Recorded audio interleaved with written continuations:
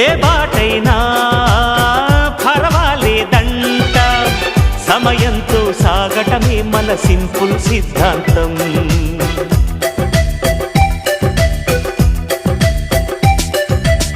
చిరుగాలికి పరిమళమిచ్చే సిరిమల్లెల వనమై ఉందాం, గగనాన్ని నేలను కలిపే హరివిల్లుల వంతెన అవుదాం. ఆనందం అంటే అర్థం మనమందా, ప్రతి పూట పాటై సాగే హుషారు సరిగమలం. ఎన్నో ఎన్నో రాగాలుండే సంగీతం కాదా, చల్లకి నవ్వుల కేరింత.